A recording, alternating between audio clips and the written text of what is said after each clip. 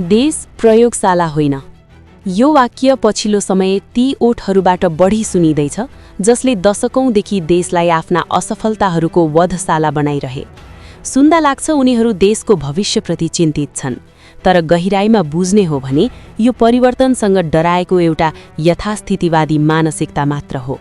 हामीलाई पटक पटक डराइयो, नयाँले चलाउन सक्दैनन्, राज्य सञ्चालन जटिल छ।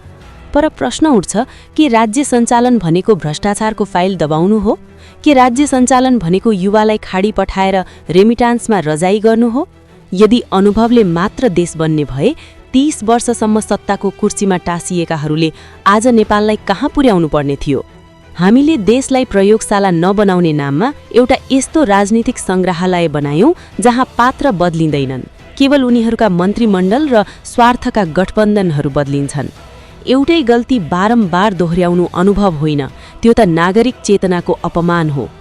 बालेन शाहको सुशासन र रासपुवाको उदय कुनै रहर होइन, यो त पुराना दलहरूको सामूहिक असफलताले सिर्जना गरेको एउटा अनिवार्य विकल्प हो।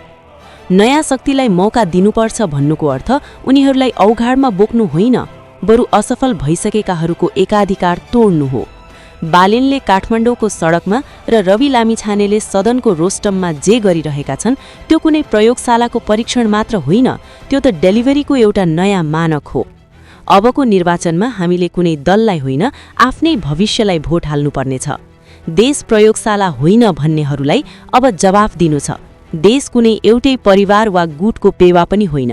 यदि नयाँले काम गरेनन् भने उनीहरूलाई पनि फाल्ने अधिकार हामीसँग सुरक्षित छ, तर कामै नगर्नेलाई अनुभवी भन्दै ढोगिरहनु भनेको चाहिँ आफ्नै खुट्टामा बन्चरो प्रहार गर्नु हो। राजनीतिमा जबसम्म विकल्पको डर हुँदैन तबसम्म शासकहरू तानाशाह बनिरहन्छन्। त्यसैले यसपालि अनुहार होइन, व्यवस्थाको आचरण बदलौं, भोट बदलौं। भोट फर घण्टी।